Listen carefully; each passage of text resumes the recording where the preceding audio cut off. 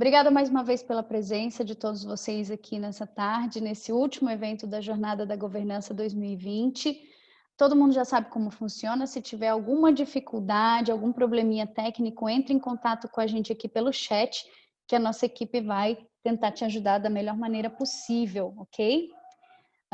Depois de 2 encontros que nós tivemos, né, 2 workshops que tivemos, vivendo diversas experiências Brasil afora, hoje é dia da gente focar nos desafios que os nossos conselheiros encontram nos seus estados.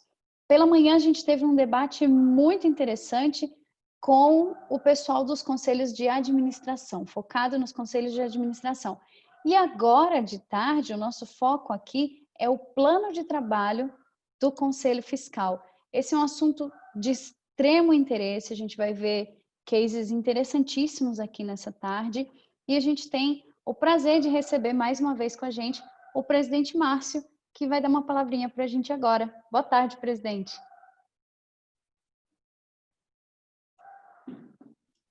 Boa tarde, Gi, boa tarde a todos vocês. Eu quero cumprimentar todos que estão conosco, cumprimentar o Stanley, que está na sala também conosco aqui, além do Joel, do Ruiter e de você, Gi.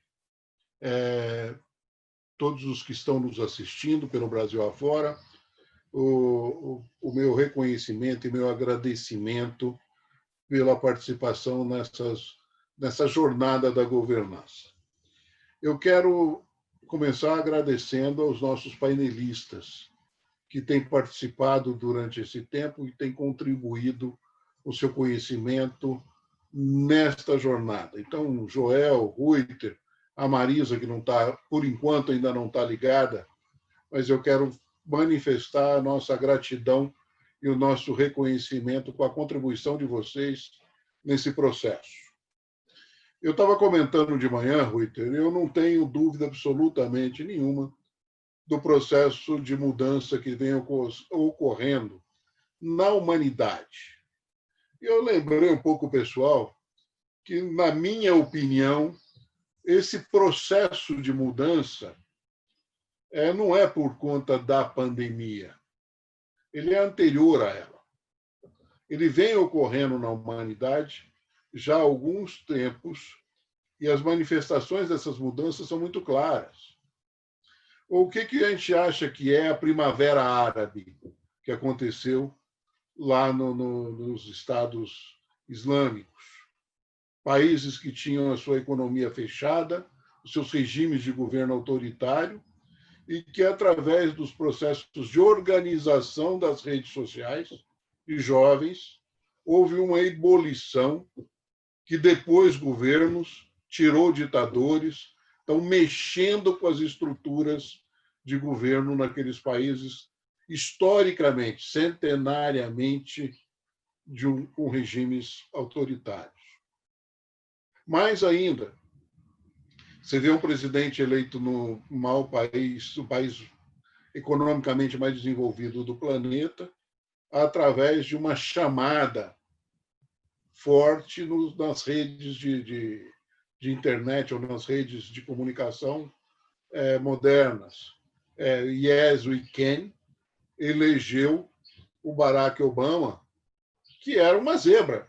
Hoje todo mundo acha que foi normal, mas o Barack Obama é a maior zebra da história política dos últimos tempos. E foi um ótimo governante, teve a popularidade mais alta dos Estados Unidos, terminou o segundo mandato com altíssima popularidade, e o que aconteceu? Não conseguiu fazer o sucessor. Isso vem acontecendo no mundo inteiro, os governos, o Roberto Rodrigues vem comentando isso há muitos anos, os governos, as instituições, são cada vez mais incapazes de realizar os desejos das pessoas comuns. A humanidade está insatisfeita.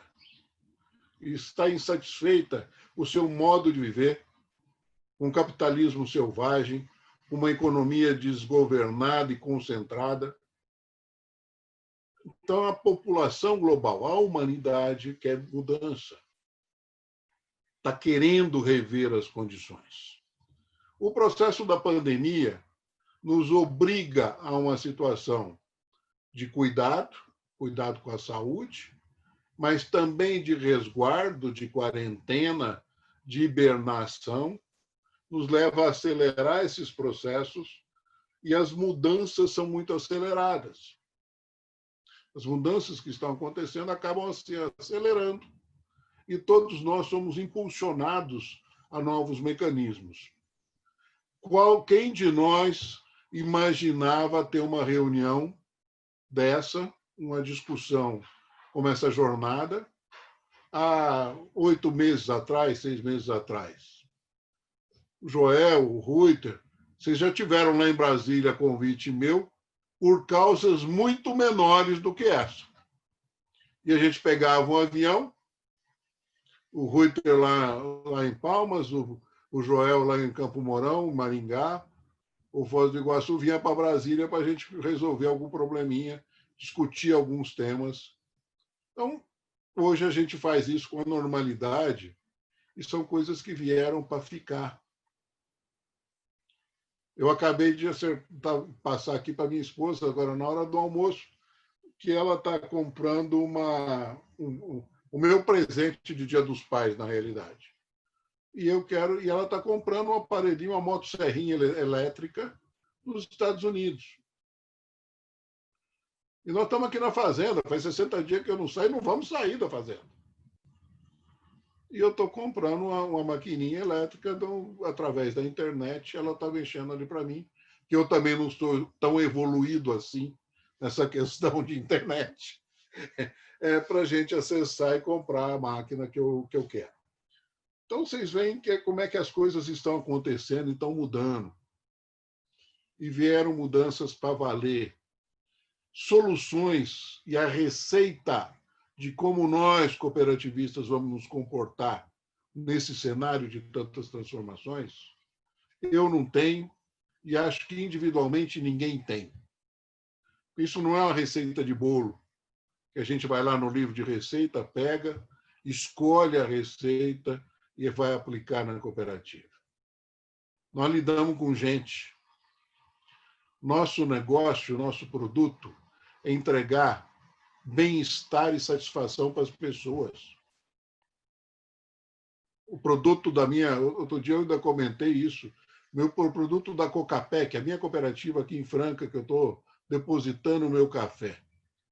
Não é o produto da Cocapec, não é café torrado e moído, marca Senhor Café.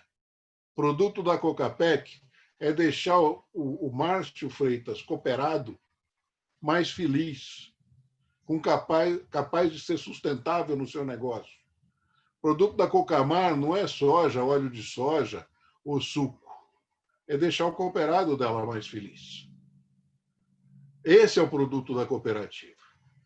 Então, com esse produto que nós temos que entregar e fazer essa entrega, qual é o modelo de governança, qual é o modelo de gestão que nós temos que desenvolver e ajustar? Às vezes a gente confunde, a gente briga muito pela profissionalização, e eu sou o grande defensor da profissionalização e defendo ela com unhas e dentes. As cooperativas têm que ser profissionalizadas, mas tem que ser profissionalizadas para atender a necessidade do seu cooperado, da sua gente. É fazer as pessoas mais felizes, com melhor qualidade de vida. Então, esse é o nosso papel. Diante disso, nós precisamos estudar muito, preparar muito, aprender novos processos. E acho que essa jornada, que foi pensada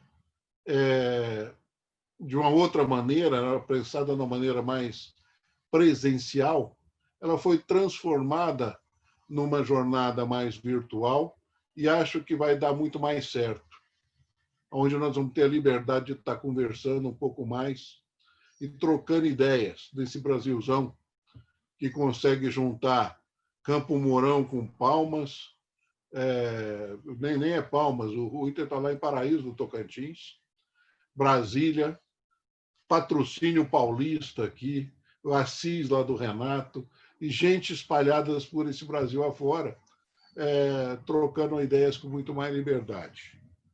Então, o que eu desejo a vocês, e vão discutir especificamente o papel do Conselho Fiscal nas cooperativas, é fortalecer essa posição, esclarecer muito bem e deixar um roteiro bem montado para que os nossos conselhos fiscais exerçam realmente o seu papel fundamental de ajudar as cooperativas a se desenvolverem. Quero lembrar, antes de encerrar minha fala, que há uma corrente, até dentro do governo, do atual governo, iniciada no Banco Central, de extinção dos conselhos fiscais das cooperativas. Porque tem gente que acha que o conselho fiscal é um custo para a cooperativa, é um custo de vigilância e que esse custo poderia ser dispensável. Eu tenho defendido isso, mas tem até companheiros cooperativistas que apoiam essa ideia. Então, nós temos que estruturar muito bem esses argumentos, estruturar o grande papel desses nossos conselhos no modelo de governança e deixar as coisas muito claras para que as nossas cooperativas contribuam cada vez mais com esse momento que nós estamos vivendo. Agradeço a cada um de vocês que vai participar desse processo agora nessa tarde. Eu vou procurar acompanhá-los por aqui, mesmo eu estando fora da tela, vou estar ouvindo e acompanhando vocês, e contem comigo, porque eu já estou contando com vocês que estão me ajudando por aí. Muito obrigado, uma boa tarde.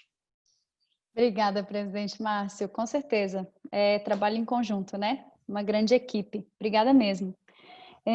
Antes da gente continuar, só registrar que a gente tem conselheiros fiscais da Unidade Nacional, né? Do Conselho Nacional, presentes aqui com a gente, o João Teles e o Alexandre Gatti. Obrigada muito pela presença de vocês nessa tarde com a gente. Bom, o objetivo desse nosso último encontro da jornada é ressaltar a importância da implementação do plano de trabalho do Conselho Fiscal na condução da estratégia para cumprimento da nossa missão e perenidade do nosso SESCOP. Para isso, como é que vai funcionar? A gente vai ter a apresentação do Guia de Atuação do Conselho Fiscal e a participação de 3 convidados que vão apresentar os seus cases, abordando desafios e benefícios da implementação do plano de trabalho nas suas unidades. Para enriquecer mais ainda esse nosso workshop, nós disponibilizamos como material de apoio o guia, esse guia de atuação do Conselho Fiscal, e eu espero que todos vocês tenham tido a oportunidade de ler e conhecer esse material.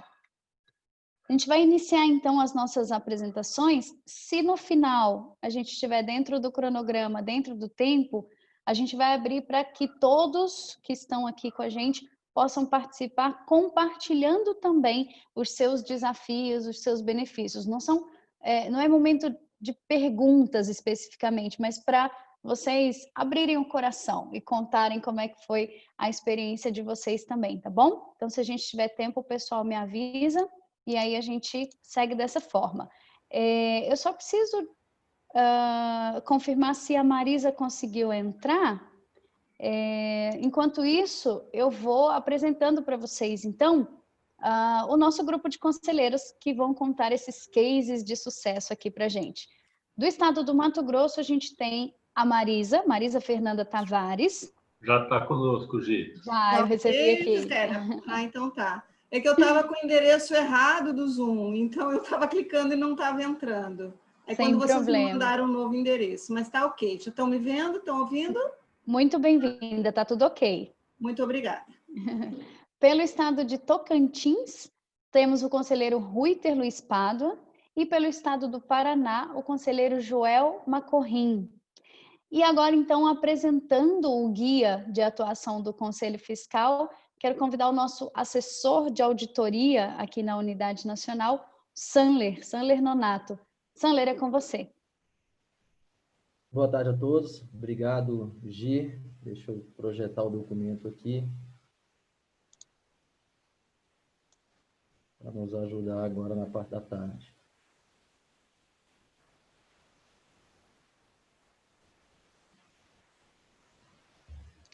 Saler, enquanto você projeta, só explicar para o pessoal que quiser fazer participação ao final, basta se identificar pelo chat também, tá, pessoal? Coloca o seu nome, a sua unidade, e aí a gente vai respeitar a ordem de chegada dessas manifestações para, havendo tempo, a gente abrir a câmera de vocês para vocês participarem. Obrigado, Gi. Pode me confirmar se está projetado, tudo certinho? Está projetado, pode seguir. Tá certo, então. Então, boa tarde a todos. Eu agradeço a oportunidade de participar aqui do evento. Pelo 4º ano consecutivo, a Audit é convidada a participar dos treinamentos para nossas estruturas de governança, né, das unidades estaduais. E eu gosto de deixar sempre claro que a gente encara isso como uma grande oportunidade para a auditoria interna, visto aí que contribuir para a melhoria de processos de governança faz parte dos objetivos de uma função de auditoria interna. Então, poder aqui participar e contribuir efetivamente para a melhoria dos processos do Conselho Fiscal a gente encara como uma grande oportunidade para a Audit. Sempre aí convidado pela Carla e o Renato, patrocinado pelo presidente Márcio. Então, a gente sempre se dedica bastante aqui, com muito carinho, para contribuir e agregar valor de fato para os conselheiros fiscais. Pois bem, vamos lá. Qual que é o meu objetivo aqui, né? O objetivo é apresentar o guia de atuação do Conselho Fiscal do Sescop, tá? De forma mais objetiva possível. Esse documento, ele está disponível na plataforma do Capacita Cop, né? Ele foi disponibilizado com bastante antecedência e a gente passou algumas mensagens aí solicitando a leitura prévia, mas não somente isso, né? Ele foi idealizado para ser um documento a ser consultado aí no dia a dia do Conselho Fiscal. Então, o objetivo é falar desse documento aqui da maneira mais objetiva possível. Mas antes da gente entrar exatamente aqui no documento, eu queria trazer um contexto aqui, e boa parte dos conselheiros que nos acompanham fizeram parte de todo esse contexto, né, para a gente chegar hoje nesse guia no formato que ele foi idealizado nesse ano. A gente começou lá em 2017, tá? A gente começou na própria Unidade Nacional, numa iniciativa da própria gestão da Unidade Nacional, em conjunto com o Conselho Fiscal da Unidade Nacional. A Carla sempre provocava auditoria ali para a gente atuar em uma oportunidade junto ao Conselho Fiscal da Unidade Nacional para ajudar nas melhorias. E combinou que em 2017 a gente conseguiu alocar algumas horas da área de auditoria interna para promover algumas melhorias ali no processo do Conselho Fiscal da própria Unidade Nacional. Tá? E já naquele ano mesmo deu muito certo, a gente conseguiu construir um plano de trabalho em conjunto com o Conselho Fiscal da Unidade Nacional, um plano de trabalho bem robusto, tá? Que reproduz a realidade da Unidade Nacional. E naquela ocasião, a gente começou a ser convidado a participar dos treinamentos para as unidades estaduais. Então, a gente pegou esse processo que já estava dando muito certo lá na Unidade Nacional e a gente adaptou ele para a realidade das unidades estaduais. Tá? Então, a gente criou ali um formato mais slim, né? mais simples, e a gente começou a ministrar treinamentos a partir desse material. Então, 2018 e 2019 foram 2 anos ali em que os treinamentos com os conselheiros fiscais foram treinamentos bem detalhados, né? Boa parte dos conselheiros fiscais que nos acompanham aqui estiveram em Brasília, tenho certeza que tiveram a oportunidade de estar lá nesses treinamentos, ou pelo menos em um desses 2 aí, de 2018 e 2019, onde a gente realmente fez um treinamento bem verticalizado, bem detalhado. Foram submetidos ali a uma sessão de tortura, né? 4 horas ali com o auditor, falando de conteúdo técnico, né? Mas o que foi interessante é que surtiu efeito, né? Para esse ano de 2020, quando a gente começou a preparar o material, a gente fez uma pesquisa antes, né? A gente perguntou para as unidades, e aí, os conselheiros fiscais aí dos estados, eles implementaram em alguma medida o plano de trabalho aí no processo deles? E para nossa grata surpresa, nós tivemos aí um número bem expressivo, né? 81% das unidades informaram que os conselheiros fiscais implementaram, sim, em alguma medida, o plano de trabalho nos seus processos, nas suas rotinas de trabalho lá na unidade estadual. Então, isso foi bem interessante, já nos provocou a estabelecer uma meta aí para 2021, né, para a gente chegar em 100%. Então, a gente pensou nesse evento agora de 2020, já não mais naquele formato bem verticalizado ali de treinamento, né? E sim num formato um pouco híbrido aqui. Eu vou sim falar um pouco do documento em consideração aos novos conselheiros que estão chegando e a esses 19% que ainda não tiveram oportunidade de implementar o plano de trabalho. Então, eu vou apresentar aqui, sim, de uma maneira mais breve, focando em alguns aspectos mais específicos, mas já deixando claro que o documento ele foi refinado, ele foi preparado para ser muito didático. Tá? A simples leitura já vai ser o suficiente para subsidiar os novos conselheiros para entender todo esse processo e as unidades que ainda não implementaram, caso assim eu deseje fazer para nos ajudar aí a chegar em 100%. Vai ser bem legal aí se a gente conseguir o 100%. Então, a boa parte aqui do nosso encontro, a gente vai focar em ouvir esses 81%, ou uma representação deles aqui nas unidades aí do Mato Grosso, Tocantins e Paraná. A gente vai tentar entender como é que foi essa experiência deles, o desafio que eles tiveram para voltar para suas unidades e implementarem um plano de trabalho para o Conselho Fiscal e os benefícios também que essa prática trouxe.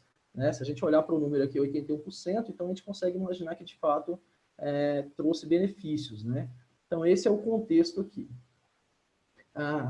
Antes de detalhar um pouco mais, falar um pouco mais do guia, é importante deixar claro aqui em que situação ele é útil, né? Porque se a gente vai consumir ainda mais em tempos em que a gente tem tantas frentes de trabalho ao mesmo tempo, tem que ser bem seletivo, né? Então, em que situação que o guia é útil, né? Acho que isso é importante. A gente idealizou o guia para uma situação em que a unidade ela não dispõe de um processo sistemático e disciplinado ali para a atuação do Conselho Fiscal. Tá? Então, se a gente imaginou uma situação em que a unidade não dispõe de um processo dessa natureza, situações em que os próprios conselheiros possam, às vezes, estar em dúvida sobre o seu papel, as suas responsabilidades, como executar exatamente as suas competências ali nas suas reuniões, quando a gestão também tem um pouco de dúvida em como atender o conselho, quando atender, o que o conselho quer olhar, de que maneira ele quer olhar, quando é que eu tenho que mandar o material, quem é que vai lá apresentar, quem não vai. Então, uma situação em que não tem um processo sistemático para poder orquestrar tudo isso, o guia ele vai se encaixar muito bem. A gente idealizou ele para poder ajudar a solucionar esse problema. Então, o que a gente vai ter na essência é um documento que propõe que o Conselho Fiscal opere a partir de um plano de trabalho, tá? E não somente isso, que ele tem um interlocutor também, tá? São dois elementos, dois componentes de conexão aqui entre o Conselho e a gestão da unidade a qual ele está fiscalizando, tá? O plano de trabalho, aonde ele define o que ele pretende analisar, quando ele pretende analisar, tá? Uma vez que o conselho define isso e a gestão tem conhecimento, então a gestão tem oportunidade já, e os gestores têm a oportunidade de conhecer previamente quais são os temas, quais são os itens que o conselho pretende analisar e quando ele pretende fazer isso. Então a gestão pode, com muito mais eficiência, com muito mais eficácia, preparar as informações, disponibilizar as informações para que o conselho possa ali, de fato, então, executar suas análises. E também, para facilitar ainda mais, a gente sugere, por meio desse material, a ação de um interlocutor. Tá? Um interlocutor que seja alguém da própria unidade, obviamente, alguém que faça parte da gestão da unidade, que conheça todas as áreas da entidade, que tenha acesso a todas as informações, que tenha trânsito livre entre os gestores, para que ele possa, então, a partir desse plano de trabalho, ele fazer esse trabalho de sensibilização junto aos gestores, de estruturação, da obtenção das informações e de disponibilização dessas informações para o Conselho Fiscal de acordo ali com o cronograma estabelecido para as reuniões. Tá? Então, o guia ele vem para poder sistematizar o processo a partir desses dois elementos, né? Então, assim, não é nada muito complexo, né? E, às vezes, as melhores soluções a gente encontra em alternativas simples, né? Então, é uma alternativa simples. A proposição de um plano de trabalho e a atuação com o auxílio de um interlocutor. O que pode variar aqui, né? De acordo com a realidade de cada unidade? A profundidade e a extensão do que vai no plano de trabalho, tá? Então, o que a gente sugere a partir do guia é um plano de trabalho básico, é um plano de trabalho mínimo, que leva em consideração as competências regimentais dos conselheiros fiscais, prevista no regimento interno do SESCOP, obviamente, e os fluxos de operações significativos. A partir daí, a gente propôs um plano de trabalho mínimo, básico. Mas esse plano de trabalho, naturalmente, ele é editável, né? Ele é adaptável e tem que ser assim, tanto na extensão de itens de análise, quanto na qualidade de procedimentos de análise, tá? Então, isso vai variar de acordo com cada unidade. E também a questão do interlocutor, ela varia de cada unidade. Pode ser aqui um contador, pode ser um gerente financeiro, pode ser um assessor jurídico, pode ser um auditor interno, se a unidade dispor de um auditor interno. Tem unidades que têm auditor interno, e o auditor interno, além de fazer a interlocução, ele realiza as análises previamente acordadas com o conselho, ele já apresenta um resultado dessas análises. É assim que a gente atua, por exemplo, na unidade nacional, é assim que a unidade do Mato Grosso atua também, a conselheira Marisa, né? Quando ela trouxer o case dela, vai ser bem interessante a gente entender isso. E o que a gente vai perceber é que o que a gente tem é uma base, mas essa base é completamente customizável de acordo, e não pode ser diferente, de acordo com a realidade de cada unidade, tá? No caso do Tocantins, por exemplo, a gente tem o perfil do conselheiro Ruiter, que é bem detalhista e já tem um perfil de fiscalização. Então, ele conseguiu adaptar ali os procedimentos de forma bem detalhada para o conselho fiscal executar esses procedimentos. Então, o guia, para além da gente entrar no documento, eu não pretendo fazer isso, eu vou destacar algum ponto do documento, isso a gente já fez nos anos de 2018 e 2019, para além de entrar no documento, é importante entender em que ele vai ajudar. Daí os conselheiros vão poder, a qualquer momento, consultar esse documento. Tá? Então, essa é a sistemática que a gente busca fomentar por meio do guia. E que parece ter ajudado bastante as unidades, considerando o número que a gente conseguiu obter aí, né? 81% das unidades atuando dessa forma. Então, agora falando diretamente desse documento, né? Acho que a melhor maneira que a gente tem para enxergar ele de forma geral é olhar pelo sumário, né? Vamos dar uma sobrevoada geral aqui, entender de forma geral como o documento está estruturado, daí ele pode ser consumido aí pelos conselheiros à medida que for necessário. Então, a gente conseguiu ir aperfeiçoando esse material ao longo dos anos, à medida que a gente foi fazendo os treinamentos em Brasília, e a gente conseguiu simplificar ele num documento de 28 páginas, tá? Muito simples, muito curto, bem objetivo. E a gente dividiu o guia em 2 módulos. O primeiro módulo é o módulo de perguntas e respostas, onde a gente busca ali uma base conceitual e técnica, porque também não adianta a gente propor nada que a gente não tenha um lastro, né? Um lastro de referência técnica, né? Então, essa primeira parte, ela tem como base referenciais reconhecidos no mercado. A gente tem o guia IBGC e a gente tem referenciais de governança da própria OCB, em que a gente considerou, e quando os conselheiros navegarem nessas perguntas e respostas, vão observar que todas elas estão subsidiadas nesses referenciais técnicos de mercado. Tá? Uma vez compreendida toda essa parte técnica e conceitual, inclusive o regimento interno, e principalmente também aqui o regimento interno do SESCOP, no que diz respeito às competências dos conselheiros fiscais, então tudo isso está abordado no primeiro módulo ali, tá? Conectando boas práticas de mercado, competências regimentais de conselheiros fiscais, a gente estabelece uma base conceitual, técnica e normativa. Mas aí a gente também precisa sair desse mundo aí e trazer para o chão de fábrica, né? A gente precisa trazer para a realidade, para a prática, no final das contas, né? E aí a gente construiu o módulo 2, que é um módulo onde a gente propõe o plano de trabalho, que deriva de toda essa base conceitual, técnica e normativa. E aí a gente vai falar, então, de forma prática. A gente vai propor um plano de trabalho com itens mínimos, com itens básicos ali a serem analisados pelos conselheiros fiscais. E não somente isso, a gente vai sugerir um cronograma de análise, indicando qual seria a melhor reunião para analisar cada item. E não somente isso, a gente também propõe procedimentos mínimos de análise, porque não adianta nada a gente falar assim, olha, eu quero orar o orçamento. Tudo bem, mas qual é o escopo? O que exatamente? Quando? Qual período? Qual é o nível de detalhamento da informação?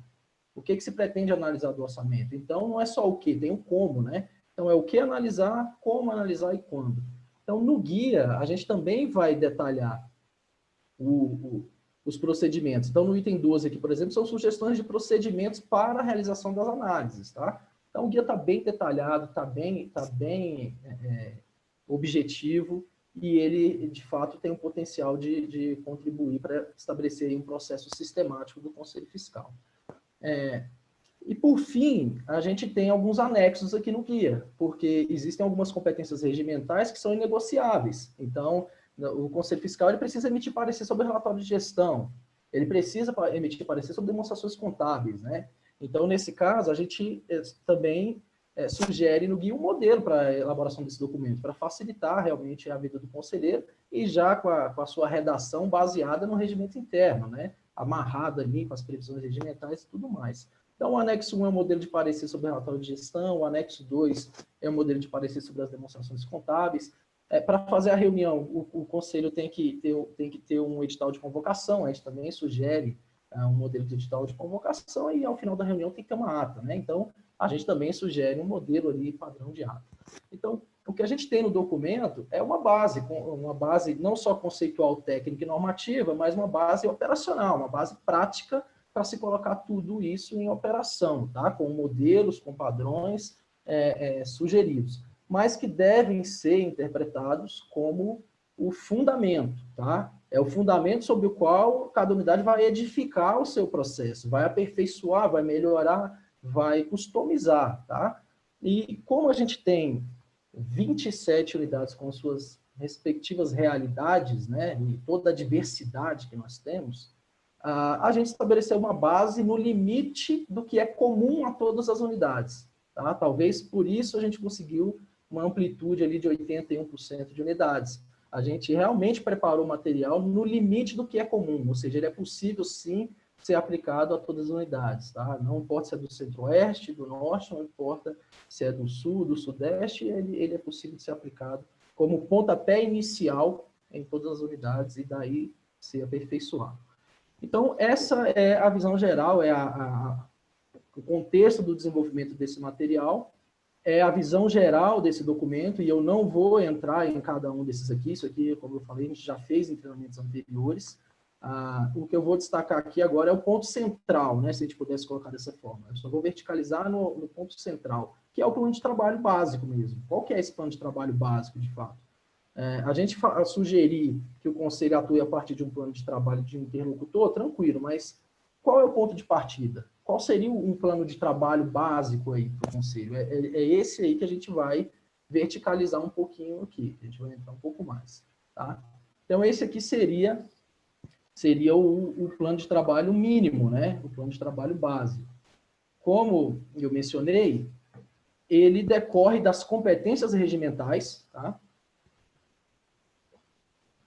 Lá no documento, é possível observar como esses 18 itens que estão sendo sugeridos aqui, eles estão conectados com a competência regimental lá do artigo 35 da resolução 1835, tá? Onde as competências dos conselhos fiscais estão detalhadas. Esses itens eles vão derivando, eles são construídos a partir daquela competência ali, tá?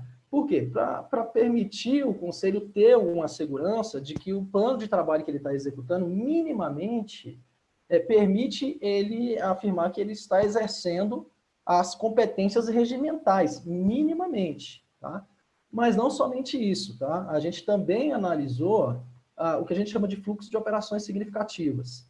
Então, se a gente analisar demonstrações contábeis combinadas de todas as unidades do SESCOP, como se fosse uma hold, né, uma demonstração combinada, a gente vai perceber o seguinte: 50% em média das despesas das unidades como um todo, elas ocorrem por meio de contratação de fornecedores de bens e serviços.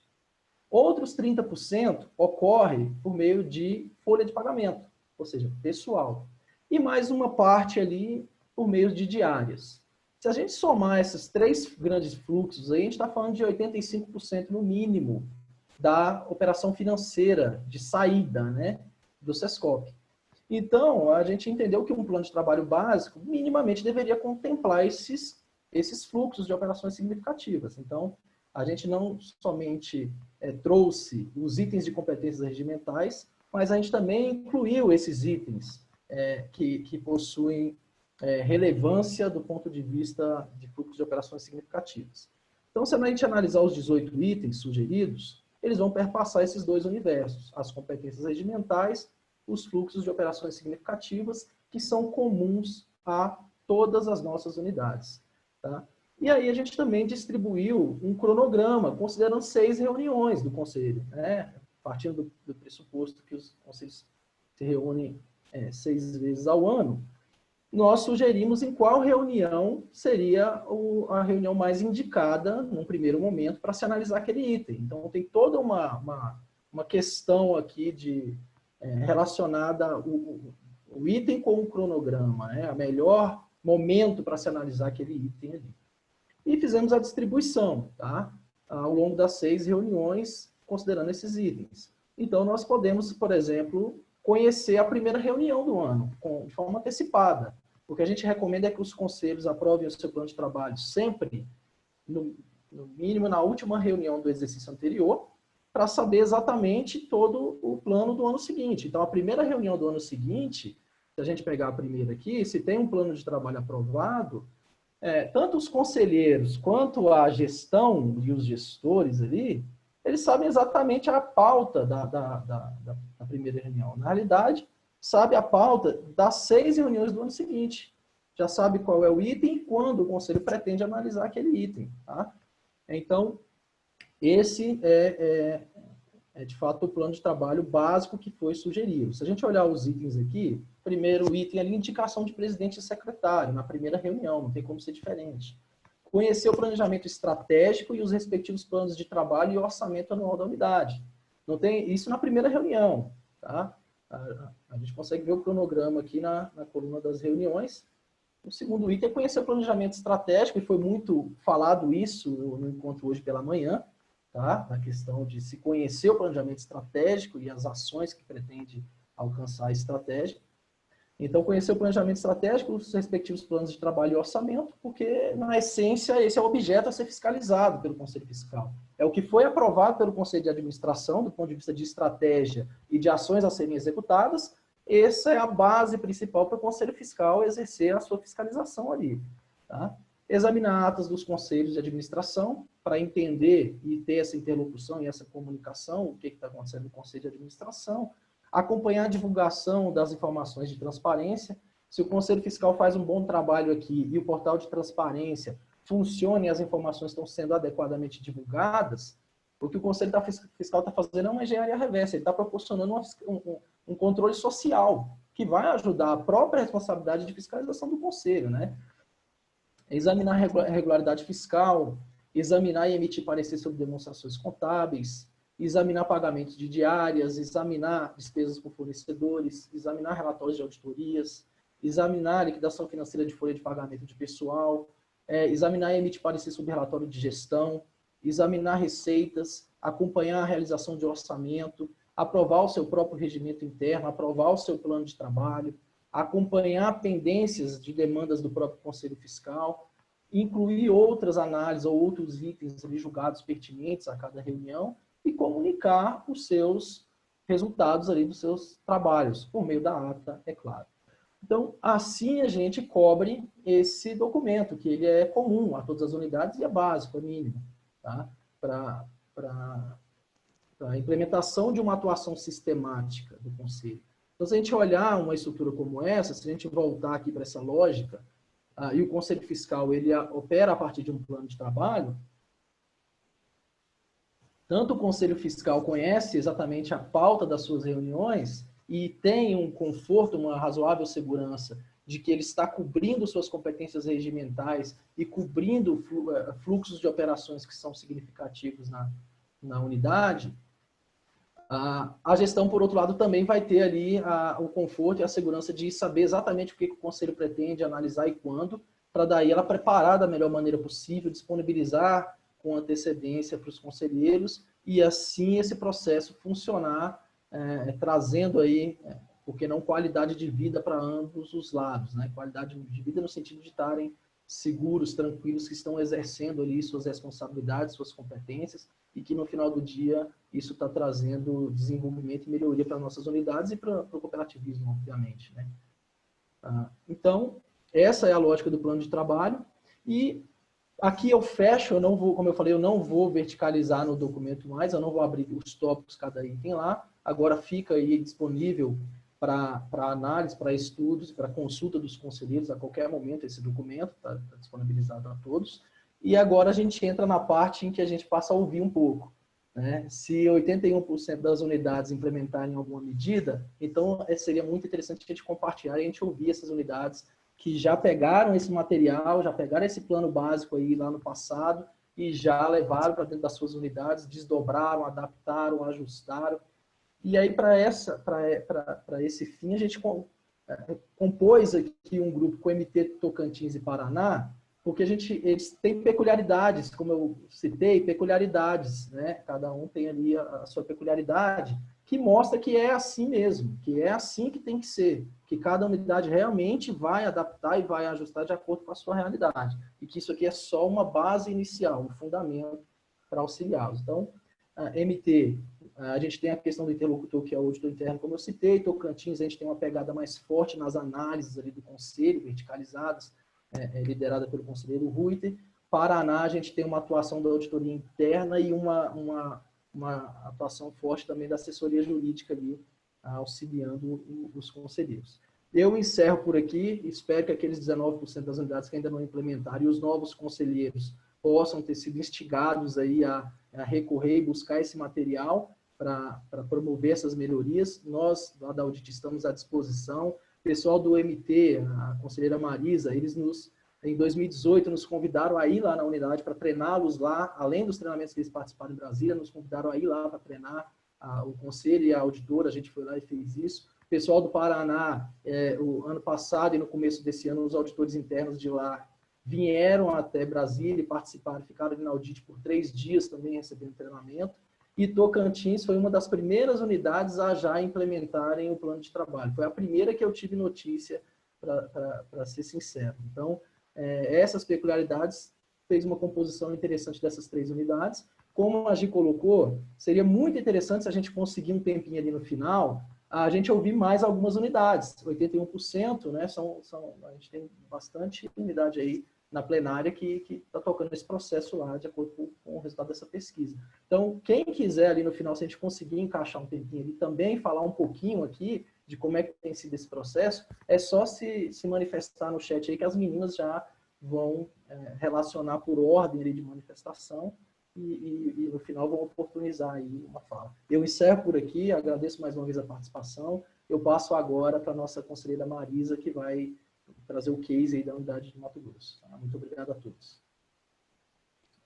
Obrigada, Sanleiro. Só antes de passar para a Marisa, um pequeno registro muito rápido de mais conselheiros da Unidade Nacional que estão aqui com a gente também acompanhando, o Márcio Eli e a sua suplente, Mara Papini, que representam o Ministério da Agricultura no nosso conselho. Muito obrigada pela participação. Marisa, por favor, fique à vontade. Bom, boa noite. Boa noite não, né? Boa tarde. Desculpe o meu contratempo aí, mas estamos trocando a roda do carro, né? Girando, e eu estou debutando nessa... Então, estou toda hora precisando de placas universitárias, mas obrigado pela ajuda, né?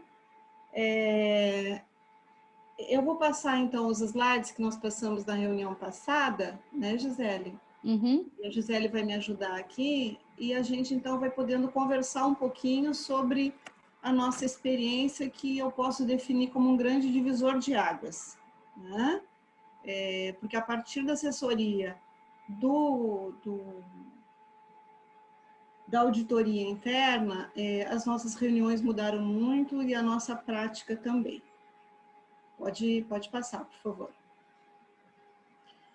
Só para nos situarmos, a nossa gestão de 2016 a 2020, nós estamos saindo agora, os componentes, o Eduardo, a Maria Gladys e eu. Muito bem, pode passar. Bom, seguindo aquele modelo que foi nos passado, né, aonde que a prática existe, ela existe no Sescope, Mato Grosso, aqui em Cuiabá, né, e todo o Mato Grosso. Ela foi implementada, na verdade, em 2016, porque a gente quando a gente assumiu, a gente já começou uma discussão que teria que fazer alguma coisa diferente, mas ela foi finalmente consolidada em 2018, com a implantação, então, do plano de trabalho com assessoria da Auditoria Interna do Mato Grosso. O seu Sandler já colocou, ele teve, acho que foi 2017, 2018, que ele teve na unidade, e nos apresentou um plano que nos ajudou muito. Acho que foi seu Sandler e seu Augusto, né? Acho que é isso, pode passar. Bom, com a adoção do plano de trabalho na assessoria interna, o que a gente observou? Permitir um exercício mais efetivo, com as prioridades estabelecidas pelos membros do Conselho Fiscal, em sintonia com as suas atribuições descritas no Estatuto Social. Então, a gente melhorou, né? A gente conseguiu acompanhar, fiscalizar os aspectos financeiros, orçamentários, contábeis e os atos da gestão, examinar e emitir os pareceres sobre o balanço patrimonial e as demais demonstrações financeiras, entre as outras atribuições que já são do Conselho Fiscal. Pode passar. Então, qual foi o nosso grande desafio, né? O desafio, ele foi elaborar um plano de trabalho com todos aqueles itens necessários para que a gente pudesse fazer desempenhar melhor o nosso trabalho como Conselho Fiscal, né? No segundo momento, já com o assessoramento da auditoria interna, então, nós conseguimos fazer uma revisão do plano de trabalho que foi reestruturado, contendo, então, a definição dos itens de verificação dos procedimentos, a definição de um cronograma de análise e reuniões e a impressão de um relatório pela auditoria interna para análise do CONFISC. Então, assim, nós otimizamos muito tempo, nós tínhamos um cronograma já das análises das reuniões, né? E o relatório da auditoria interna, ele nos ajudou muito nesse sentido, né? Pode passar. Então, o que isso nos permitiu, né? Uma otimização do tempo, com recebimento dos relatórios elaborados especificamente para cada reunião, com as informações já estruturadas e consolidadas, e com antecedência. Ou seja, o relatório da auditoria ele é enviado para nós pelo menos com 10 dias de antecedência. O que isso propicia? Propicia para nós que a gente já faça uma avaliação e já pontue os itens que a gente acha importante. Então, nós já vamos para as reuniões com os assuntos consolidados, já estudados, já elaborados, e as discussões, então, elas já são mais objetivas, os questionamentos, para que a gente possa, então, fazer com que a reunião ela aconteça melhor. E com isso a gente ganha em tempo, né? Porque eu não estou lendo pela primeira vez o relatório lá na reunião, eu já li o relatório antecipadamente. A potencialização da atuação, né, do conselho. Então, assim, como assim? Eu pude ter relatórios mais sucintos, com considerações para as melhorias, tanto nos processos internos da unidade, né, porque eu já conhecia os assuntos, já tinha mais ou menos estruturado. E isso proporcionou também uma melhora na comunicação e estreitamento junto com toda a equipe, tanto a técnica quanto a diretoria e os colegiados. Como eu já ia com esses assuntos mais ou menos estruturados e conhecidos, muitas vezes nós podíamos, na reunião do Conselho Fiscal, inclusive, chamar a auditora interna para participar da nossa reunião, ou chamar o superintendente in loco, ou o próprio presidente, ou qualquer outro que faça parte da estrutura. Isso foi muito salutar, porque isso melhorou muito a nossa comunicação e a equipe ficou muito mais integrada. Então, o Conselho Fiscal, ele cresceu, ele não ficou só como um agente fiscalizador, né? Ele ficou, também houve uma interação melhor com todas as outras unidades. Pode passar? Então, eu acho que é isso. Eu acho, assim, que a segurança e a tranquilidade que a gente obteve com a assessoria da auditoria interna nos trouxe mais efetividade, mais objetividade né? A tranquilidade com que a gente pôde trabalhar e sair de lá assim, com aquela sensação que, puxa, eu consegui ver. Porque como é que era antes? Às vezes relatórios enormes, imensos, a gente entra no Conselho Fiscal, a gente não sabe, às vezes, muitas vezes, exatamente por onde começar, como fazer, quando fazer. A reunião, às vezes, ela se prolonga, mais de 4 horas, mais de 6 horas, e às vezes a gente saía com aquela sensação de não conseguir, e pede relatório, pede relatório. Então, essa oportunidade de avaliar isso antes, fundamental. Ressaltar a autonomia, a independência, a liberdade que a gente sempre teve para trabalhar, o fácil acesso às informações, né? E foi muito bom que nós não tivemos resistência em nenhuma área né, da nossa função, assim. Todo mundo abraçou, desde a secretária até a auditora, que inúmeras vezes a Patrícia foi lá e fez um excelente trabalho, né? Então, essa dinâmica diferente das reuniões do Conselho Fiscal foi a percepção que nós três, que estamos saindo do Conselho Fiscal agora, ficamos. Assim, ficou uma sensação de trabalho bem feito. A gente melhorou, né?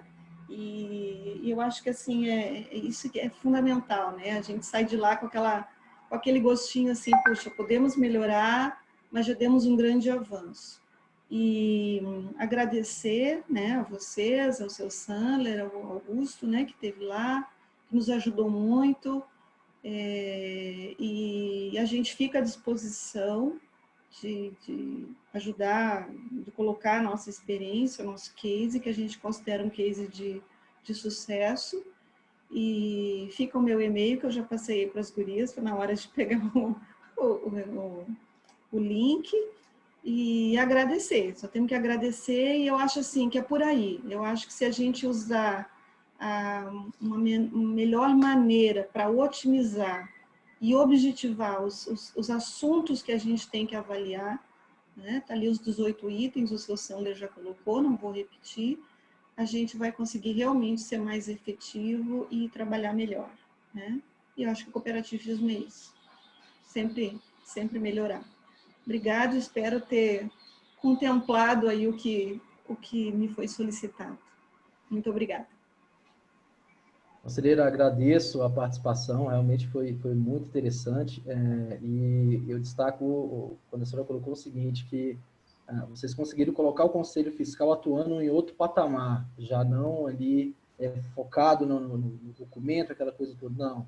Vocês já partiam para a relação direta com a gestão, com a alta administração, na busca da implementação da melhoria. Então, isso é alçar... Foi bacana, porque assim, a gente começou a notar que as nossas atas, elas começaram a mudar, né? Mais objetivas, os questionamentos já começaram a ser num nível já mais elaborado, já podendo ajudar também a direção e a gestão na implantação de medidas, né? Quer dizer, a gente já olhava, eu não tenho formação de contadora, a nossa presidente, sim, né?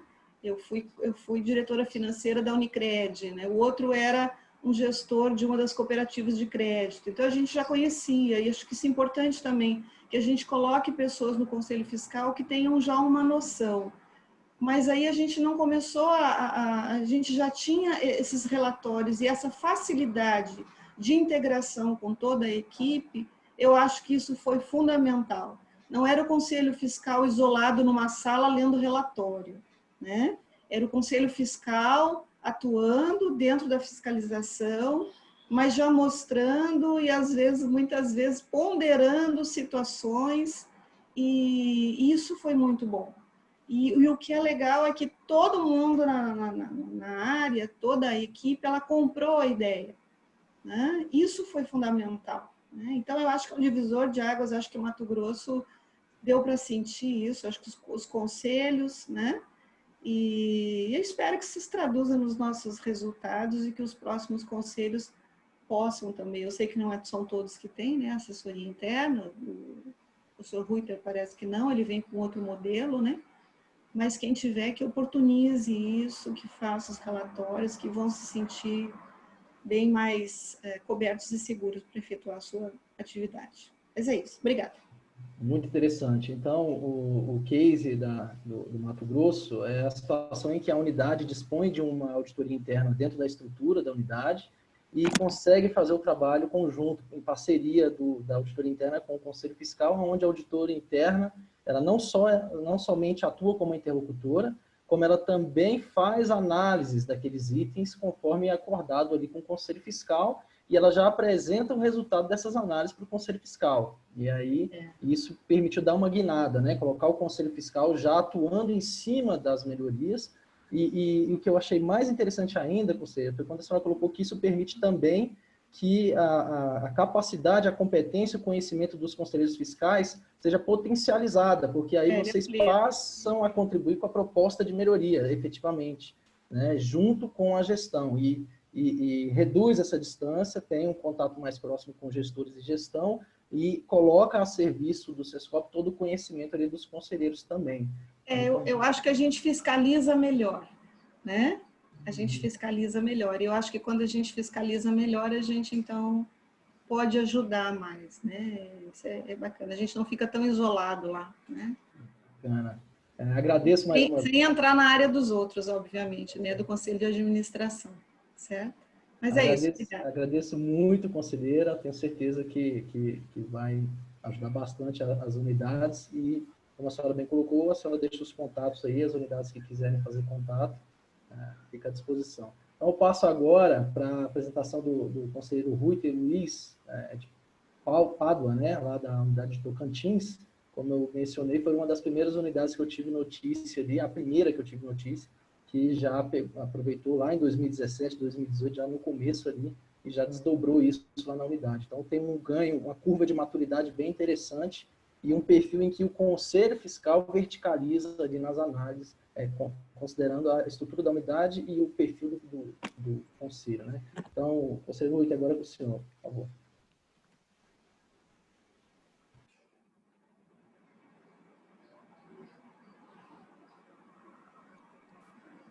Conselheiro Ruiter, seu microfone, por favor, ativar o microfone.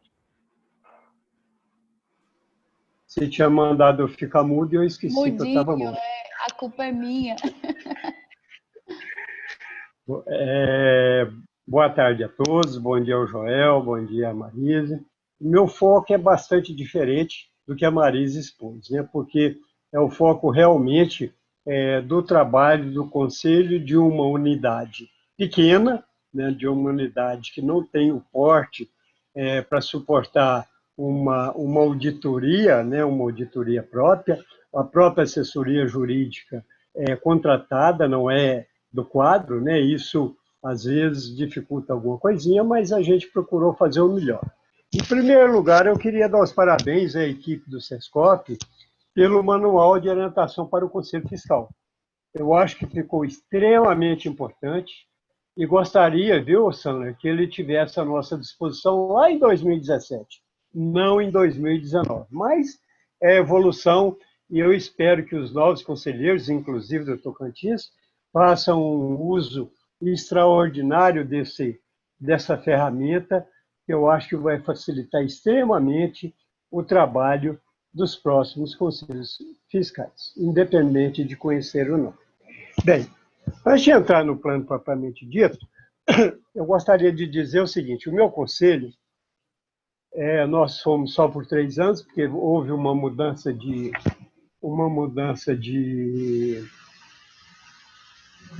data, né, de eleição, e a gente fez, então, ficamos só 3 anos.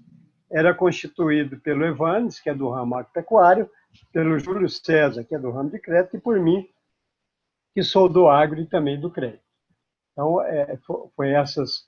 eu tenho uma formação contábil também, né? Eu sou contador por formação, então isso me facilita um pouco o trabalho, embora não exerça a profissão há muito tempo. E a primeira pergunta, quando nós fizemos a primeira reunião, que nós três fizemos, pode passar para o segundo slide, foi qual era o fundamento de um conselho fiscal? Qual que é a finalidade desse conselho fiscal? e qual que é a área de atuação do Conselho Fiscal. Isso hoje está devidamente exposto, muito claramente, no Manual de Orientação né, para Conselheiros Fiscais que o SESCOP elaborou. E ainda perguntamos qual que é o objetivo final. Eu vou me detalhar um pouco só no objetivo, dizer aquilo que a gente pensou na época, porque os outros três estão perfeitamente descritos no manual e todos terão a oportunidade de verificar isso no manual. O que nós pensamos? Nós pensamos o seguinte, nós temos que fiscalizar pensando em auxiliar os técnicos, a diretoria e mesmo o Conselho Fiscal, a fim de sanar irregularidades, inconsistências, falhas, para que as auditorias e os órgãos de fiscalização não encontrem falhas que possam comprometer a aprovação das contas por esses órgãos, inclusive pela Assembleia Geral. Esse foi o nosso objetivo ao longo do tempo e procuramos, em cada reunião, ir apontando isso, essas falhas, que no início tinha algumas, um número um pouco maior, mas com o tempo também foi uma participação da diretoria executiva e dos técnicos extremamente efetiva, comprometida em resolver os problemas, isso no final realmente praticamente desapareceu. No final da nossa gestão, e foi agora recentemente, né, nós falhas pouquíssimas, e não merecia nem muito ser comentada. Mas a gente nunca deixou de apontar isso nas atas para que ficasse registrado, inclusive, as respostas que o Conselho de Administração dava a essas nossas indagações, Conselho de Administração ou Diretoria Executiva. E também recebíamos, né, uma análise do Conselho de Administração do que ele sentiu na ata, qual os problemas que tinha para a gente também poder fazer a correção do próprio Conselho Fiscal. Isso foi feito, coisa absolutamente normal. Então, quais foram, o próximo, por favor? Quais foram os desafios enfrentados, né? Uma falta de parâmetro para a montagem das fichas de acompanhamento, que nós vamos ver um pouquinho na frente, tá? Os processos de compra e contratação de serviços sem uma cronologia definida. Era montado aleatoriamente, e isso, às vezes, dificultava muito na hora da gente analisar. Mas já na segunda reunião, na terceira reunião, isso já foi sanado e já facilitou muito o nosso trabalho. Número elevado de pequenas falhas, como eu disse, mas que no fim já estava praticamente inexistentes, né, porque foram absorvendo isso com muita velocidade, e o número elevado de processos de compra e contratação de serviços. É um número que era praticamente impossível o Conselho analisar, eu vou dizer, em pelo menos 3 dias de reuniões, porque o detalhamento que nós fizemos dos processos de compra e contratação de serviços, conforme vamos ver na frente, era bastante detalhado e a gente procurava realmente dar uma importância muito grande nisso, que é onde nós sabemos que as fiscalizações, as próprias auditorias, dão uma ênfase bastante especial. Pode passar, por favor. As melhorias alcançadas. Fichas de acompanhamento, que nós vamos apresentar daqui a pouco, objetivas, claras e detalhadas, o que veio a facilitar as devidas análises, processo montado em ordem cronológica, rapidez para efetuar as análises, número insignificante de falhas e análise de processo por amostragem. Era impossível a gente analisar todos os processos que eram gerados em 2 meses, uma vez que as reuniões eram bimestrais. Fora aqueles processos, né, que têm uma natureza permanente, né, tem alguns de até 5 anos, né, como pagamento de luz, pagamento de aluguel, e etc, etc. Então, a gente passou a fazer isso por amostragem. O próximo, por favor. Eu queria deixar bem claro para os ouvintes que esse trabalho eu vou deixar no final o meu e-mail, né, meu Meu WhatsApp está à disposição de todos, bem como vai estar também aí, né, na organização da reunião, já está na mão deles, né? Qualquer um que queira ter acesso, basta solicitar, que tem certeza que será encaminhado prontamente. Próximo, por favor. Aqui nós estamos iniciando considerando que o plano de trabalho já estava aprovado. Tá? Nós vamos fazer um pouquinho na frente, né? O plano de trabalho, nós sempre aprovamos ele uma reunião no ano anterior e já encaminhávamos ao Conselho de Administração para ter conhecimento. E na primeira reunião, né, do ano seguinte, no caso nosso lá, o nosso interlocutor era a diretora técnica, né, que é também contadora. Ela já preparava toda a documentação em cima disso e alguns complementares, né?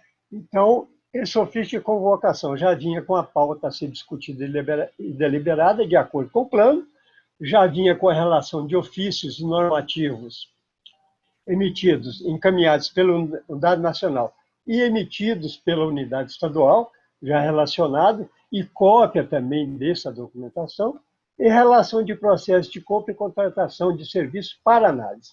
Nessa relação, a gente já escolhia quais os processos que a gente faria naquela reunião específica.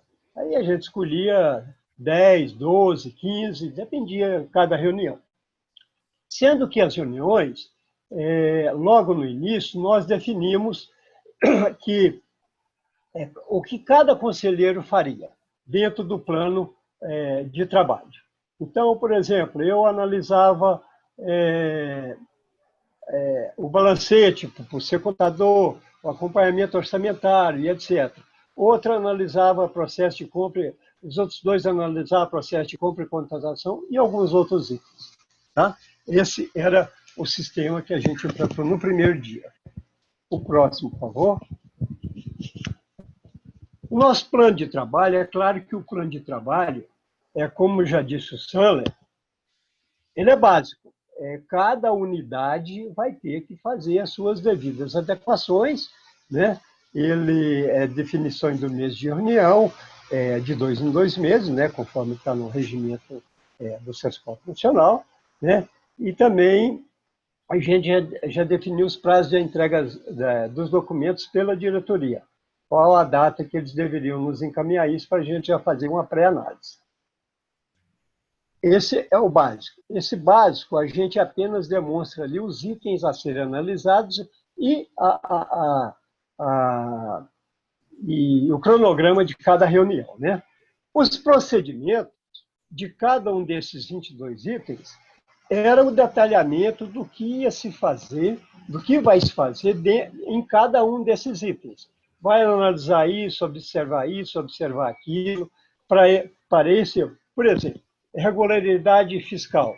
Eu preciso de ter em mãos umas 5 certidões negativas, as comumente usadas, né, para que a gente pudesse realmente certificar de que a situação estava em dias. Isso está detalhado nesse plano básico, nos procedimentos. O básico, os itens, é apenas os itens.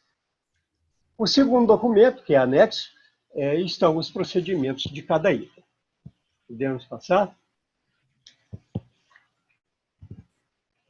Nós sempre começamos pela análise da ata do Conselho Fiscal, porque entendemos que é uma peça extremamente importante para a normalidade da gestão da unidade.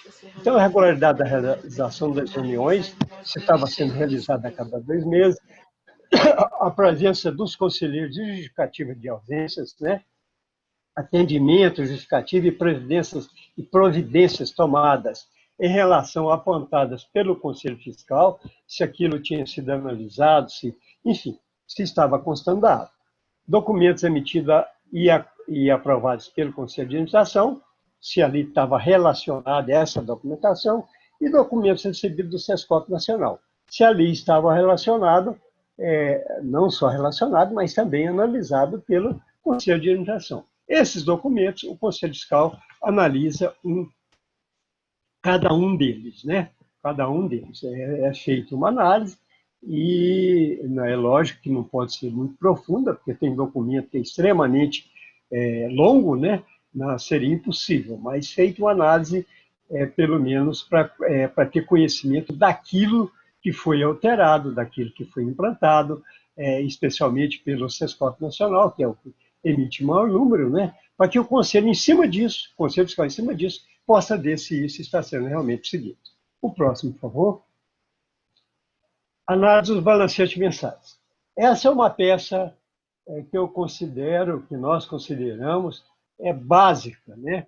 Para você ver a situação econômica da unidade que você está representando, que você está fiscalizando, né?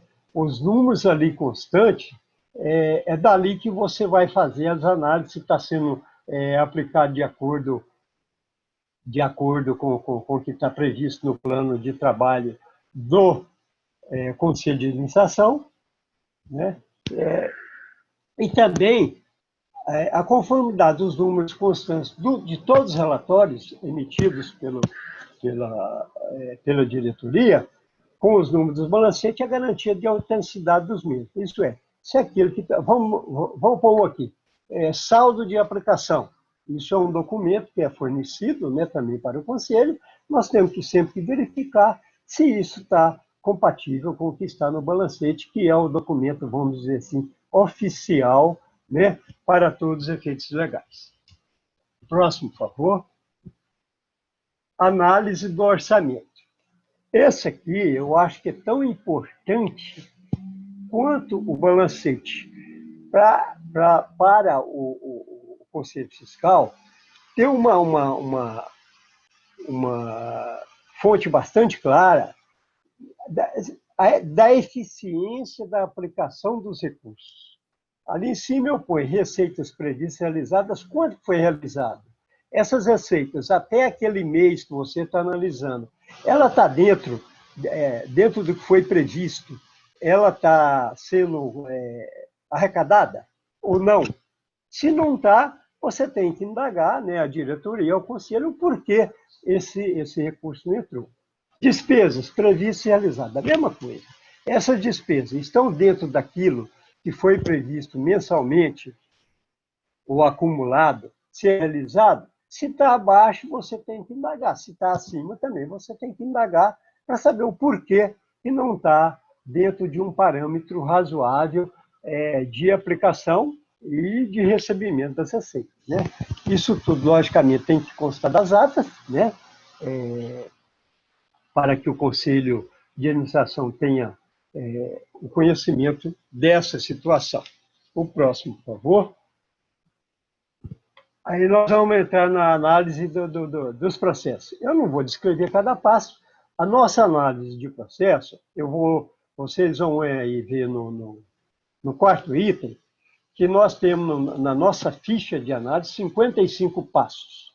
Mas isso não quer dizer que cada processo tem os 55 passos, porque tem passo que você tem em licitação, tem outros que você tem dispensa de licitação, e em todas essas situações de compra que todos conhecem. Mas é importante ter isso relacionado, né, para você ter. E no fim dessa análise, nós colocamos lá se o processo, qual é a situação do processo, se está regular, se está regular ou irregular, as páginas analisadas, o status, se ele foi liquidado ou se ele ainda está em aberto. Então, você tem que, na próxima reunião, procurar ver o que aconteceu, se ele está em aberto. Aí você, na próxima reunião, você vai fazer uma análise totalmente diferente, que nós vamos mostrar na próxima ficha. Pode passar, por favor. Nós já analisamos o processo naquele documento anterior, quando ele foi aberto. Analisamos lá naquele anterior, inclusive o primeiro pagamento. Porque todo o processo tem um primeiro pagamento, né? Então, esse primeiro pagamento foi feito lá. Do segundo pagamento para frente, você faz uma análise bastante simplificada. Você não vai mais analisar abertura de processo. Você vai analisar apenas a data, o valor do pagamento, a validade das diversas certidões, se as certidões estão válidas para efetuar aquele pagamento, né? As folhas analisadas, para depois você notar aquilo, a data da análise e o conselheiro analisa. E se é emitido uma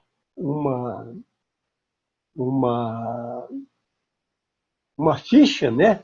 E essa ficha também faz parte da ata do Conselho Fiscal, com uma anterior, o resumo dela. Pode passar, por favor. O mapa de situação dos processos. Esse mapa, ele coloca toda a situação, né? O nome do processo, a finalidade do processo, as folhas analisadas, a situação do processo, se é regular, se é irregular, o status, se ele está em aberto ou se ele continua, o conselheiro analítico, e anexado também, o que é anexado na ata é esse mapa. As duas análises que eu citei anteriormente, da abertura do processo e de pagamento, é resumido aqui nesse mapa de situação, e esse mapa de situação é que vai para os diretores e os conselheiros terem conhecimento. Após feita essa análise em cada reunião, nós emitimos um mapa do total de processos analisados. Vamos dizer que nós analisamos durante a nossa gestão em torno de 350 processos. Tem uma lista com todos esses processos analisados, que na hora de você pegar a lista dos processos que foi te encaminhado, você vê se algum que está lá já não foi analisado e já foi fechado. Então, você não vai pedir esse processo para ver de novo. Esse documento aqui, como eu disse, é o documento que vai anexo à ata do Conselho, encaminhado à diretoria e ao Conselho de Administração. Pode passar, por favor? Outro ponto importante é a análise do portal da transparência. Esse aí é muito mais por causa das exigências, né, e pelo acompanhamento feito pelo TCU. Né? No nosso caso, nós pusemos 9 títulos, dividimos os 44 itens a serem analisados. Nesse plano tem item, por exemplo, que é uma vez por ano, como, por exemplo, a publicação do relatório anual de atividade é uma vez por ano. Né? Então, você vai analisar uma vez por ano esse item.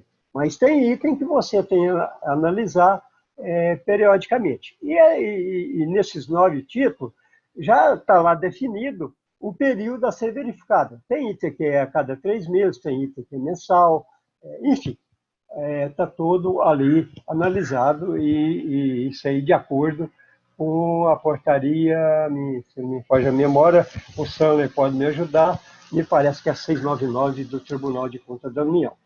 E é feito essa análise e essa ficha aí não é colocado na ata, não é anexado, mas fica arquivado, conforme eu vou falar mais na frente, na pasta de análise da reunião. Pode passar, por favor. Apontamento de pendências. Eu disse só no iníciozinho, né? Nesse documento, nós apontamos as pendências verificadas, né? As pendências verificadas e encaminhamos isso para a diretoria e para o Conselho Fiscal e constamos da ata. E também analisamos o ofício da diretoria executiva, apontando inconsistência na ata e ou apresentando justificativa para os apontamentos acima citados. Ambas situações devem constar da ata, para que seja realmente fique registrado. Por isso, as nossas atas são bastante longas e bem detalhadas. Ata da reunião do Conselho Fiscal. Pode passar o próximo, por favor?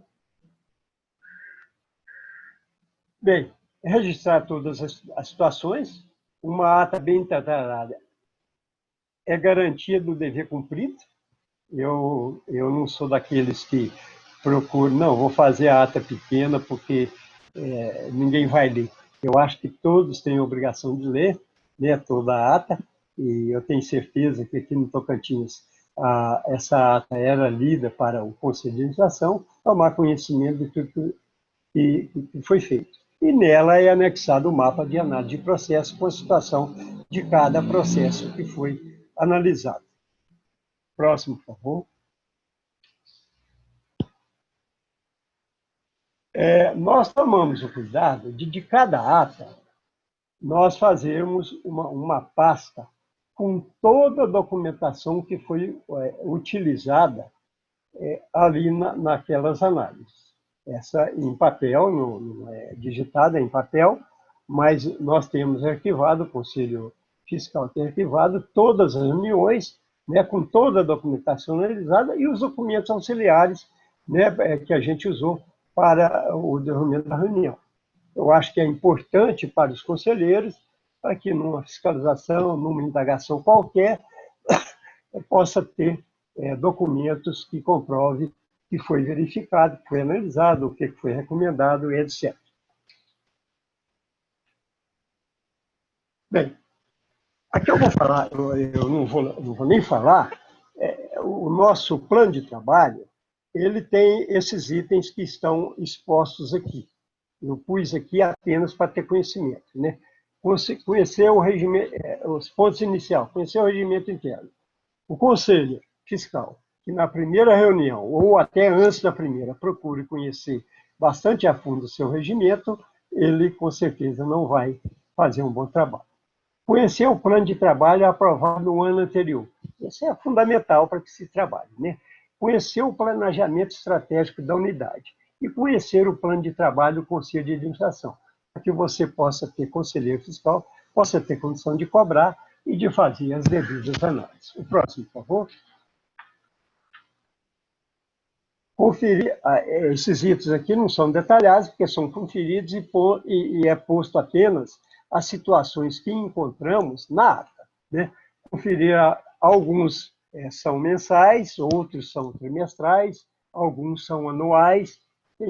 Lá no plano está bem definido, quem olhar vai ver. É mais ou menos de acordo com aquele plano que o Saller apresentou no início, aí, que consta do manual.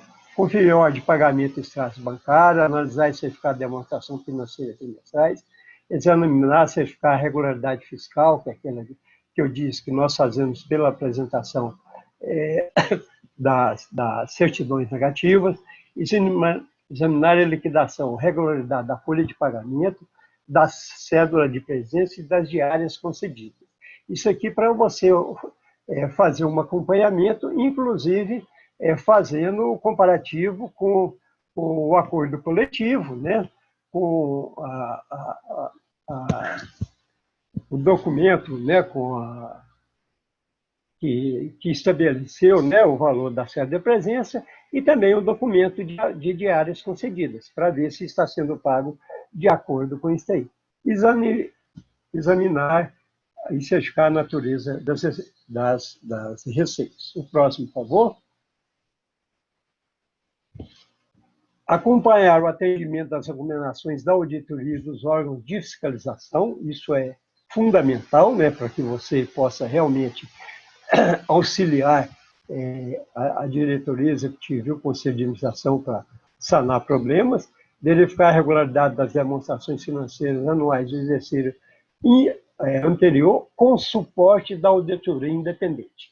Esse item, nós só devemos analisar ele depois de ter em mãos o relatório da auditoria independente, para que a gente tenha um poder de análise um pouco melhor. Emitir parecer sobre as demonstrações financeiras anuais para o Conselho do SESCOP, né? E apreciar os documentos normativos expedidos pelo SESCOP nacional e estadual. O próximo, por favor.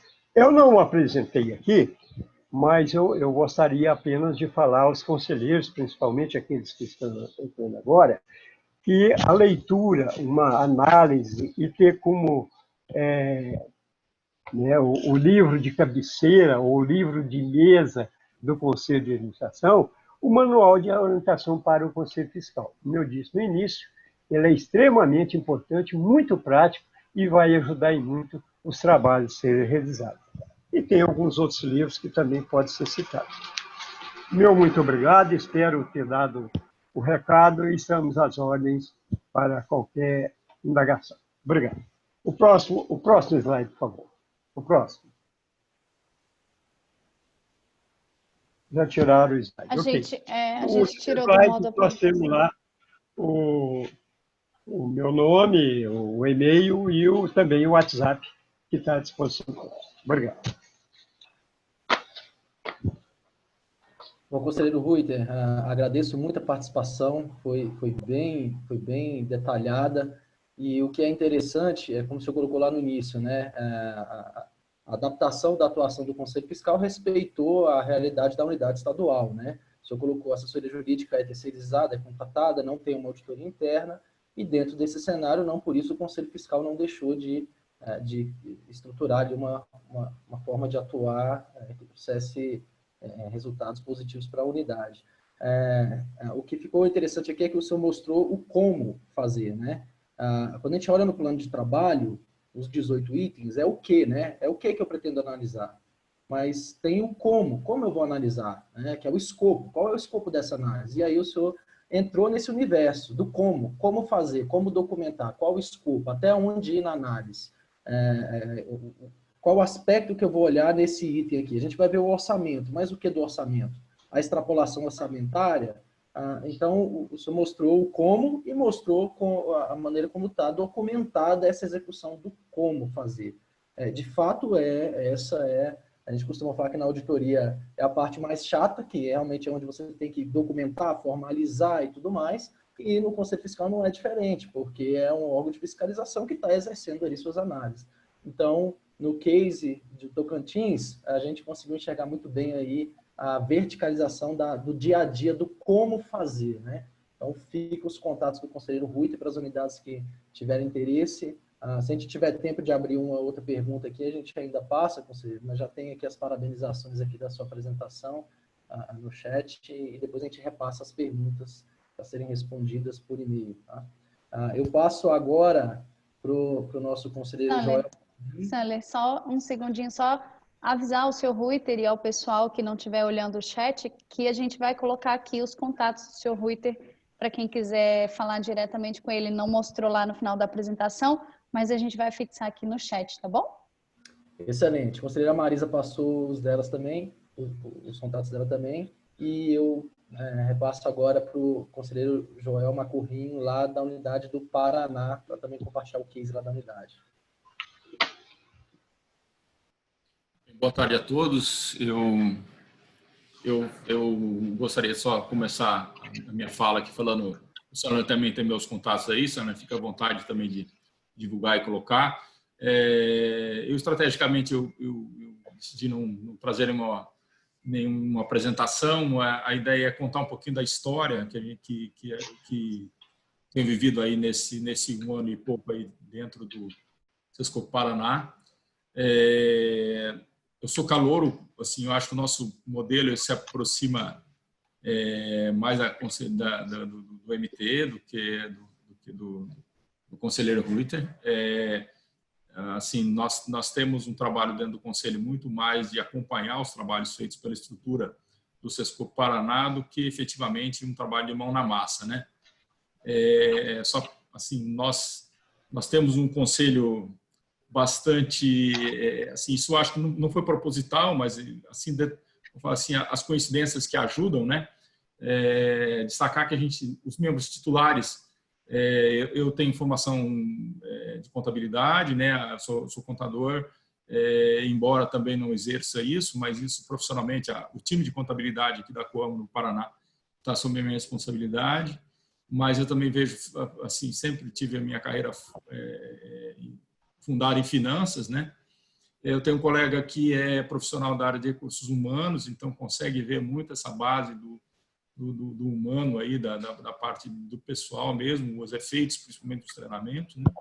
E para fechar o time, nós temos uma pessoa que é um diretor de uma cooperativa e que está muito mais ligado a vamos falar assim, essa camada estratégica da cooperativa. Então, isso eu acho que assim tornou muito complementar, né? É claro que também, como foi dito aqui, né? Acho que a gente precisa se segurar muito, porque como a gente está em atividades de execução, né? De frente, para a gente num dado momento não pender para querer extrapolar a nossa função de checagem e não querer ir para dentro das atividades do Conselho de Administração, né? Isso a gente, desde o começo, a gente se policia uns aos outros, né? Para que isso não acabe, o DNA da gente não acabe sendo maior do que isso. E dentro dessa história aí de chegar assim, novo, né? Sem uma experiência de Conselho Fiscal, acho que tem duas coisas que foi assim, bastante complementar. Logo no início, a gente teve a oportunidade de ir para Brasília no treinamento da OCB, então isso deu não só um parâmetro a nível assim, do cerne, né, da exigência base da coluna mestra da atividade do Conselho Fiscal, mas também de ouvir experiências, né, porque assim, ali a gente tinha muita gente que, diferente de mim, já estava à frente dos conselhos fazia muito tempo. Então, daí você já começa a pegar alguma dica, uma coisa ou outra.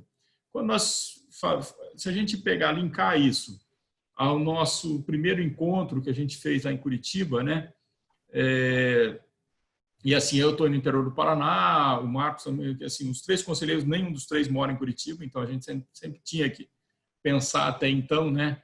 De você andar aí 500, 600 quilômetros, né? Então isso tinha como o presidente Márcio falou no começo, sempre tinha mesmo, não tão difícil, confesso, quanto Brasília, né? Porque a distância é maior ainda, mas mesmo Curitiba aqui a gente tinha que armar toda uma logística para estar indo nas reuniões do conselho no ano passado, né? Então, assim, no primeiro a gente já se deparou com um time bastante sólido, né? Vale ressaltar que o Sescope Paraná, no começo do ano 2019, quando a gente começou a atuar como conselheiro, tinha 56 colaboradores, né? Então, veja que é um time bastante robusto, né? E não só, assim, você vê que não só o número de pessoas, mas principalmente destacar o envolvimento, né? A estrutura, a gente for falar um pouquinho da governança do Sescope Paraná aqui, a gente tem um superintendente e 2 gerentes, né? Então, assim, tanto o Leonardo, que é o superintendente, quanto os 2 gerentes, o Zézo, que cuida mais da parte de finanças, né? Não vou me ater muito aos nomes, mas sim mais ao que se desenvolve no dia a dia. Quanto a Maria Emília, que está ali no dia a dia, sempre olhando as atividades desenvolvidas pelo Sescope, são presenças assim, constantes em todas as reuniões, né? Então, normalmente as dúvidas que surgem na apresentação dos relatórios, essas dúvidas já por conta disso, por conta da presença dos 3 e mais os auditores internos, 2 auditores internos que compõem o time lá do Sescope, isso normalmente eu confesso para vocês que eu não me lembro assim de a gente sair de uma reunião sem uma resposta muito objetiva e clara, né? Então isso facilita bastante, e na primeira reunião isso já foi colocado, né? Olha, feito um histórico, né? Acho que pegando um pouco na fala do Ritter aí, né? De você conhecer o que aconteceu, né? Como é que era o plano de trabalho anterior, o que a auditoria tinha levantado, quais os pontos destacados de melhoria. Então, isso já foi uma constante desde a primeira reunião. Eu também diria assim que o plano de trabalho, eu destaco assim que a gente trabalha conjuntamente, né? Um plano de trabalho descrevendo muito claramente quais são as atividades e a frequência, né? Porque tem coisas que realmente não preciso ver todo mês, e tem coisas que necessariamente eu preciso ver todo mês. Então, isso já está bem explícito ali. E para nós, para o desenvolvimento da nossa função, o time de auditoria interna, ele tem também já um plano de auditoria interna também já bem descrito. Então, nessas primeiras reuniões já foi apresentado isso para nós. Olha, para a gente conseguir dar suporte àquele planejamento aquele plano de trabalho que está previamente aprovado na reunião do Conselho Fiscal, nós temos esse plano de auditoria interna aqui que suporta tudo isso, né? Nós decidimos, desde já do ano passado, contratar um serviço em nuvem, né? Então, hoje não se emite nada, não se transita nada em papel, né? A não ser a necessidade da ata mesmo, que ainda tinha, né? Mas agora nós já estamos também partindo para uma ata com assinaturas digitais, né? Então, é um material que dá apoio para a gente, em qualquer momento a gente pode acessar e pode vê-lo, né? Nós temos reuniões, para vocês terem uma ideia, agora em agosto, nós temos reunião do Conselho Fiscal, a Daniela, agora eu sempre me confundo, a Daniela ou a Daniela, é a Dani, que é a nossa interlocutora no dia a dia, né? E que essa confusão, até deixa eu explicar um pouquinho, porque tem duas Dani, uma jurídica e uma auditora, né? Então, às vezes, a gente tem um trocadilho aí. Mas, de qualquer forma, ela já começou a entrar em contato comigo, a gente começa já a falar assim, as horas ou outra de uma necessidade de ajustar a agenda dos conselheiros, né? Mas, enfim, discutindo a pauta, olha, está tudo aí, olha, você acha que precisa colocar mais algum documento, alguma coisa assim. Então, a comunicação é muito fácil e esse fato de ter, como eu falei, repositório em nuvem, você já começa, ali alguns dias antes da reunião, nós já começamos a ter um contato com o material que vai ser apresentado, que daí você deixa uma reunião muito mais dinâmica. Nós fazemos reuniões bimestrais e essas reuniões costumam durar mais ou menos aí umas 4 horas, às vezes até as mais extensas 5 horas. Mas, normalmente, com 4 horas a gente consegue cobrir bem os assuntos, com um bom nível de debate, né? Assim, a equipe eu acho que é muito profissional, então, assim, a gente percebe que até os temas, às vezes, meio complicados, meio melindrosos, assim, são tratados de uma maneira bastante tranquila, né? Então, a gente nunca viveu nada diferente disso. E hoje, assim, eu acho que a gente vive o benefício de ter uma estrutura bem montada. É claro que a gente tem que fazer uma consideração aqui, né? Que quando nós chegamos ao Conselho, nós deparamos com uma proposta orçamentária de 50 milhões de reais.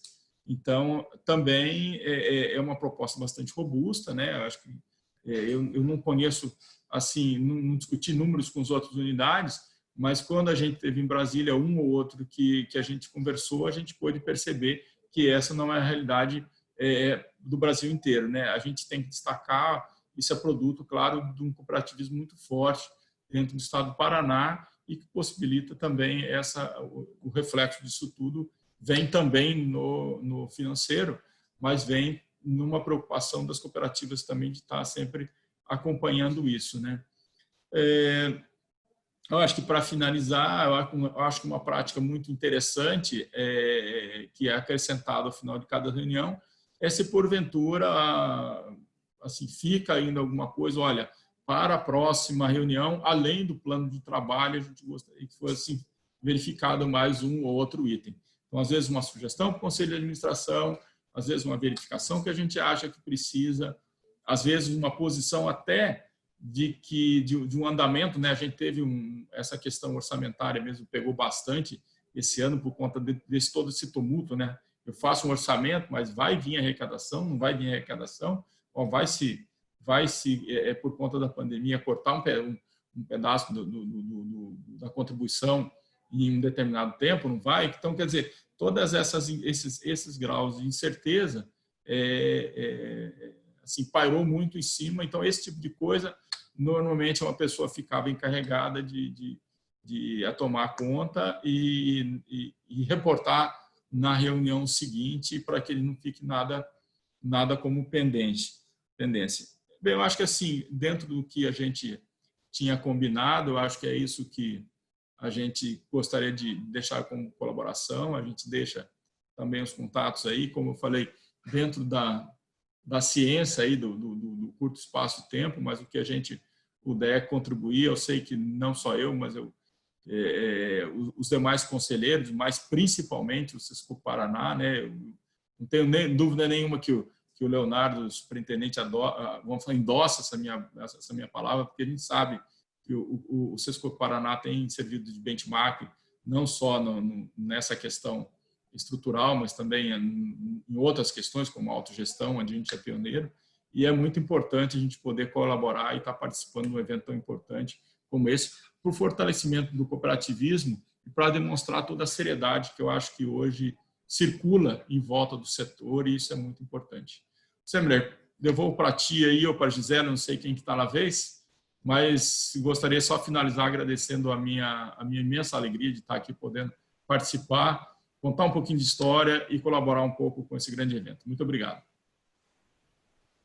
Conselheiro, nós que agradecemos aqui, foi muito importante a participação, tenho certeza que contribuiu aí para fechar aí esses cases com as realidades distintas das unidades, que é um reflexo das demais unidades, claro, e eu acho que o maior objetivo que a gente tinha que era justamente demonstrar que realmente é normal ter as adaptações, as adequações, e aí cabe à gestão, junto com o Conselho Fiscal, e customizando ali esse processo, né, do Conselho Fiscal. O guia fica como uma base, um instrumento para auxiliar esse processo, é um pontapé inicial, e aí as unidades vão alinhando. Eu só queria que o senhor tinha comentado das duas Danis, né, uma Daniela e uma Daniele, uma da auditoria interna, outra da assessoria jurídica.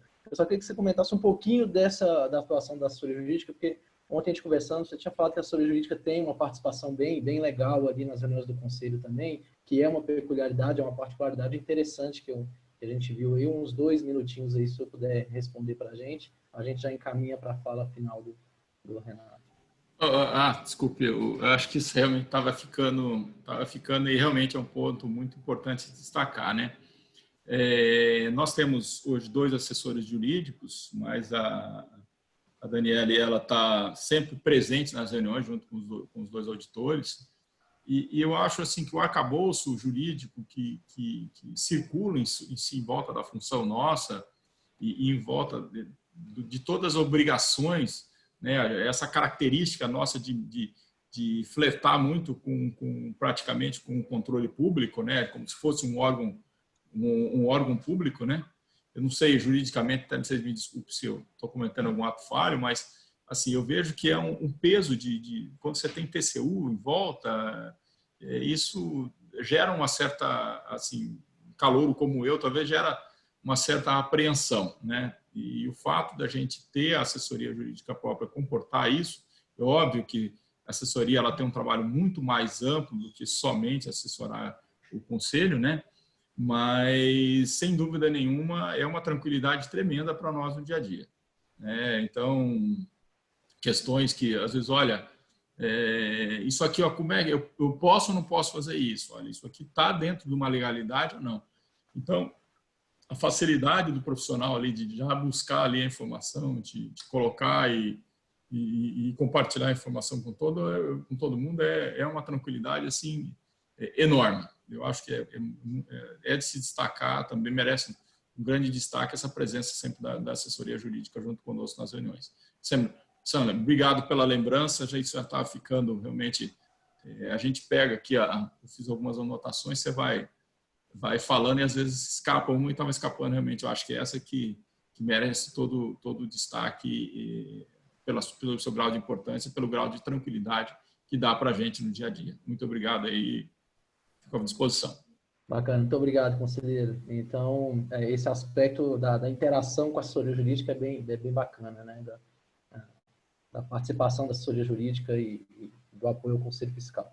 Bom, da minha parte, eu agradeço imensamente aos conselheiros que participaram. Para mim foi muito rico ouvir tudo isso aqui. A gente que esteve lá desde o início dos treinamentos em Brasília, ali, na expectativa de contribuir de alguma forma, e agora escutá-los aí e perceber que realmente cada conselheiro voltou para o seu estado e colocou ali toda a capacidade do conselho da unidade para estabelecer esses processos, a gente poder ver como é que isso amadureceu ao longo do tempo é bem gratificante. Tá? Então, eu encerro por aqui. Gi, é com você.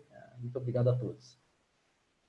Obrigada, Sandler. Obrigada a todos os conselheiros que estiveram aqui apresentando seus cases, né? Registrar e agradecer a presença também de 2 conselheiros suplentes do Conselho Nacional que também estiveram aqui de tarde com a gente. O José Aparecido, espera aí que o nome saiu da minha tela, José Aparecido e o José Ronkoski. Muito obrigada a vocês também pela presença e participação.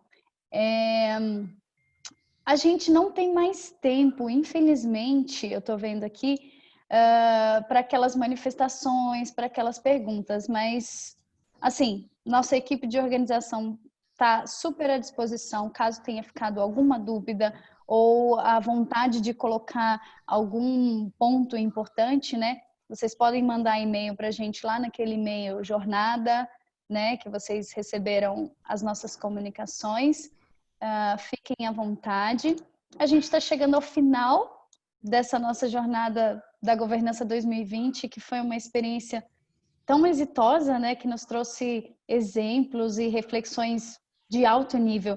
A gente espera que esse conteúdo tão rico possa fortalecer cada vez mais a atuação do Sescop e, como consequência, das nossas cooperativas. Quero reforçar com vocês a importância dos materiais de apoio. Eles continuam à disposição lá na plataforma de EAD, o capacita.coop.br. Façam a sua inscrição para terem acesso a esses materiais. Se você tiver alguma dificuldade nesse processo de se inscrever, fala com a gente também, que a gente vai te ajudar. Esses materiais vão permanecer lá, assim como as gravações dos workshops também, que a gente vai disponibilizar também para quem quiser assistir novamente ou assistir depois. E chegando ao fim, encerrando então essa nossa tarde, eu queria pedir uma palavrinha do Renato. Renato que acompanhou aí desde o começo, desde o primeiro evento com a gente, torcendo, validando. Renato, o que você pode falar para a gente nesse final? Olá, Gi. Boa tarde a todas e todos. Mais uma vez, uma alegria e uma realização. Mais uma etapa cumprida, mais um degrau galgado aí nesses processos nossos de evolução. Muito obrigado aí, Ruiter, Joel, Marisa, trouxeram aí as suas experiências práticas, objetivas nas atuações como conselheiros fiscais nos Sescops aí de Tocantins, Mato Grosso e Paraná. E a Marisa tinha participado conosco semana passada e coisas marcantes que ela trouxe e reforçou hoje novamente, a autonomia do Conselho Fiscal dentro do processo de governança da unidade. Isso é fundamental. E as melhorias alcançadas, e ela usou hoje 2 termos que são bastante marcantes para mim, marcaram bem, que é a efetividade e a objetividade desse trabalho. Isso é muito legal, o que a Marisa trouxe. E o Ruiter, que também participou a semana passada, Ruiter, você trazendo esse roteiro de trabalho com os escopos, como o Sandler fez, um destaque dessa observação, e que a realidade, né, a diversidade que temos de tamanho de unidades, e mesmo Tocantins sendo uma unidade de pequeno porte, mas que tem uma efetividade realmente do trabalho e o seu valor do trabalho do Conselho Fiscal. Parabéns. E o Joel, uma coisa interessante que você colocou, Joel, um desafio de como gestor que você na cooperativa e atuar como conselheiro fiscal do Sescop da unidade do Paraná. Isso é muito legal, muito interessante, né? Porque em princípio parece um conflito, mas você tem que realmente harmonizar essas funções e é um desafio sempre muito grande. E você destacou o suporte técnico de toda a equipe interna que tem no Sescop, isso é fantástico. Muito, muito legal. E, presidente Márcio, eu estava lembrando aqui, quando você colocou os processos de mudança da humanidade, você fez o comentário do nosso caso, os ajustes de modelo de gestão e governança. E, Sandler, eu fiquei lembrando que, não muito tempo atrás, presidente, muitos presidentes e superintendentes e colegas dos sistemas que já estão mais tempo vão lembrar que eu fiquei numa lembrança aqui de que nós tínhamos, Sander, uma auditoria, que eu pus 3 palavras aqui, não sei se são as mais adequadas, mas era uma auditoria fiscalizadora, punitiva e repreensiva. Né? Então, e hoje nós temos uma auditoria instrutiva, educativa e colaborativa. Isso é fundamental nesse trabalho com o Conselho Fiscal e em todos os demais, nas atribuições da própria auditoria interna que temos com a responsabilidade junto à unidade nacional e às unidades estaduais. Isso, para mim, ficou marcante, presidente, e nessa relação, inclusive, de suporte que a auditoria vem dando junto ao Conselho Fiscal da Unidade Nacional e junto aqui, já os depoimentos claros aqui da efetividade desse trabalho aos estados. Então, isso é muito bacana de ver essa evolução. E o valor do Conselho Fiscal, que, além de todas as atribuições e responsabilidades, ele traz uma segurança muito grande para todo o processo da governança e para toda a gestão, para os gestores, os executivos, os presidentes dos conselhos, todos os conselheiros de administração. Um bom trabalho do Conselho Fiscal se reverte numa segurança para todos que temos as responsabilidades aí nas prestações de contas aos órgãos de controle, mas principalmente a prestação de contas para quem é o objetivo nosso, que são as cooperativas. E aí essa agregação de valor ao nosso trabalho todo, enquanto sistema SESCOP nacional, na agregação de valor para as cooperativas e chegando lá no benefício aos cooperados. Então, fico muito feliz de encerrarmos essa jornada de governança de 2020, nessa nova modelagem, mas acredito que a gente teve um ganho de possibilidade de participações. Hoje chegamos aqui a 95, de manhã 100 e tantos, é fantástico. Então, esse é um ponto positivo desse processo todo